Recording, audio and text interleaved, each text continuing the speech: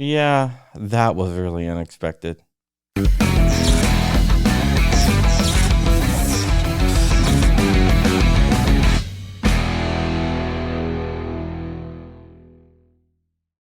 What's up, people of the interwebs? Welcome back to the channel. My name is John Crump. I am currently the reigning heavyweight champion of investigative journalists. The belt was given to me by the great guys over at JSD Supply.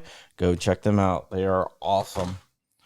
I currently write for MLN.com, where I report on the ATF and FBI and all the agencies or organizations that want to violate your God-given and constitutionally protected right to bear arms.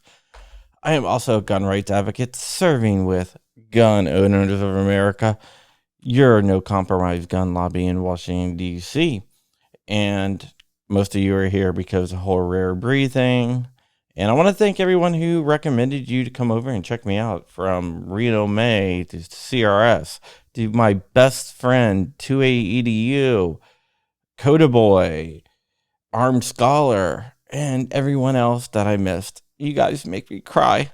I feel like that one chick during the Oscars that started crying, or was it the Emmys or whatever? I don't know. She was crying at Sally Fields, maybe, saying, "You really like me. You really like me." Or was it some soap opera chick? I don't know. But that's neither here nor there. If you can do me a big favor and give me a thumbs up on this video and let me know what you think about it. Because today we're going to be talking about something that deals with the ATF. And it's kind of relevant, but kind of not to what's going on with Rare Breed. Because Fat D did examine the trigger, and we're going to be talking about Fat D. If you don't know, MLN News and GOA teamed up to go through hundreds of pages of FOIA docs. What a FOIA is a Freedom of Information Act request, and I actually have a video on how to do it. So GOA got back this Freedom of Information Act request, and there was hundreds of pages. And buried in this was all the Fat D operating manuals, unredacted. So for the first time ever, we get to look inside Fat D and see how they operate. The first story I put out on MLN.com was just a little teaser, which basically said what we're going to be doing.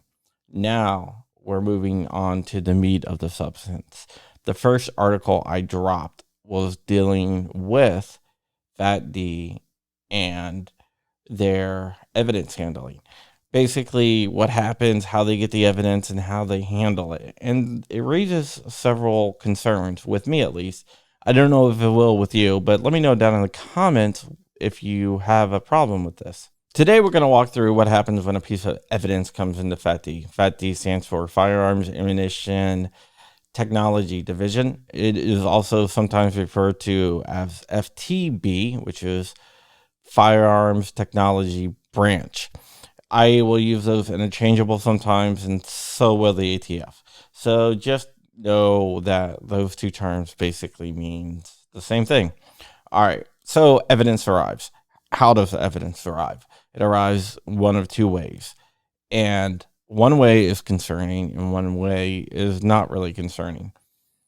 The way that's not concerning is an ATF agent hand delivers it. When the ATF agent hand delivers it, the evidence will be accompanied by a 3311.3 document, or ATF form, which basically lists all the evidence on there. They will mark it down and draw a line underneath that to show that no evidence can be added to that form. And it gets checked in.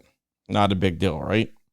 It shows chain of custody, and the ATF is really big on chain of custody. Now, this is where it gets kind of crazy here.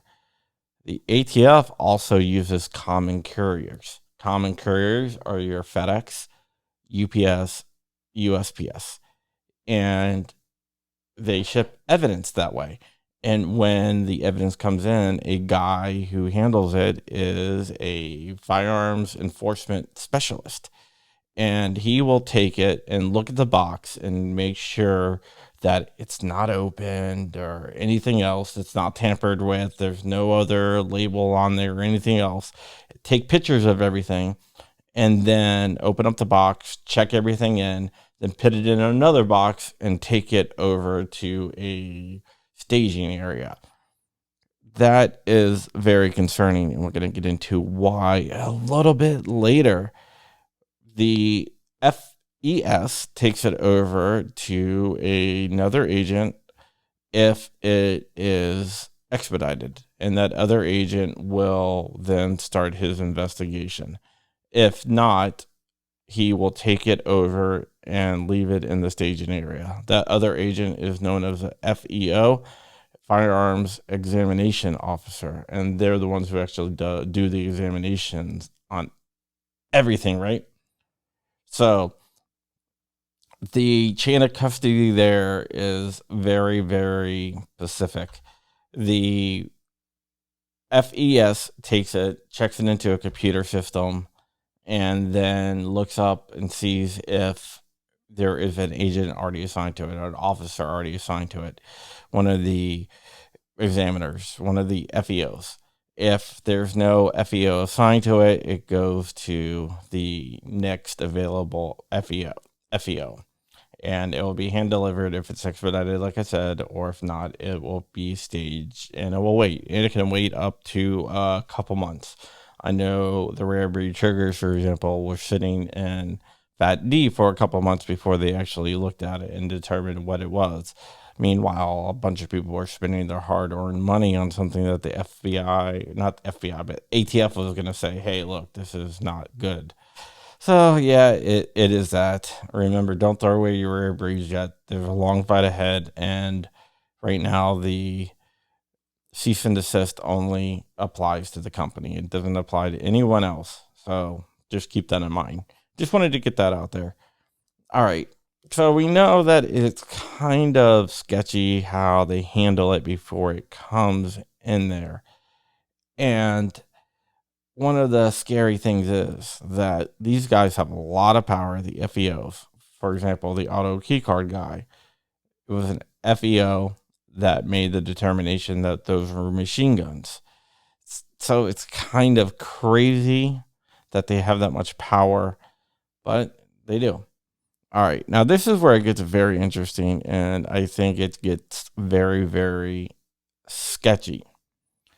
If a piece of evidence has to go out to a lab, or if it's has to go out to a different department, the FES will send it to that different department, a different lab.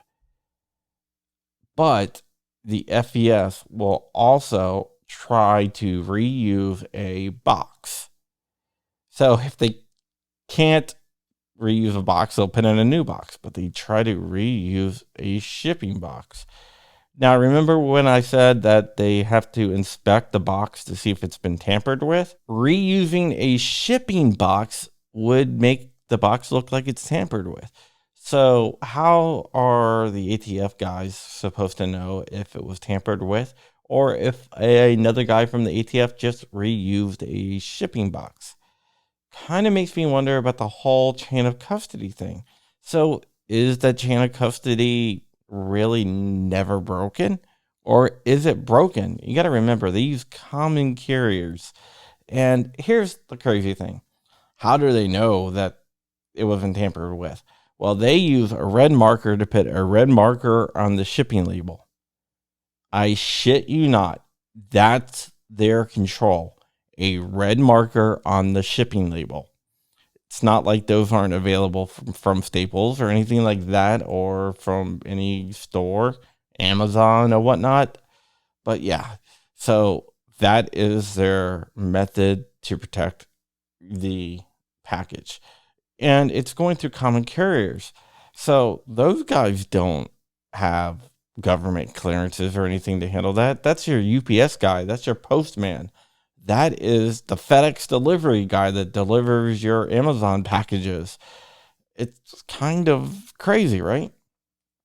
By the way, I never owned part of Amazon. Just wanted to throw that out there. You new guys will hear about that eventually, but yeah, just remember I never owned part of Amazon. So it brings up the question, is the chain of custody never really broken? And if the chain of custody has been broken by using common carriers and reusing shipping boxes, what does that say for all the people that were convicted from evidence examinations from ATF? Should they now appeal? Well, I hope so. On MLN.com, I have the documents on there. So if you want to read through it yourself, you can read those SOPs and come to your own conclusion. We're going to build on this going forward now that we've seen how they handle evidence. The next story that's going to drop next week, probably Monday or Tuesday at the latest, hopefully Monday at the latest, will show the steps of evidence handling. And I think that's going to really play key into the evidence handling that the ATF did and their examination with auto key card guy and with rare breed triggers and a bunch of other people. Hopefully I'll be able to help a lot of people out. I'm going to break it down. I've been reading through it. I'm going to continue reading through it over the weekend and hopefully have something out by Monday. I'll drop a video on it. I'll be working from my remote location up in New York, but yeah. All right. That's it. I'm going to plug my Patreon because, hey, don't feel that you have to join my Patreon, but it would be marvelous if you do. And that is at patreon.com/John Crump. I also have a live channel where I interview live people, and that's a lot of fun. So with that, I'm going to take off. So be ever vigilant, be ever free, keep in the fight. I'm out, and I'm going to go get some sleep because I am exhausted. Bye.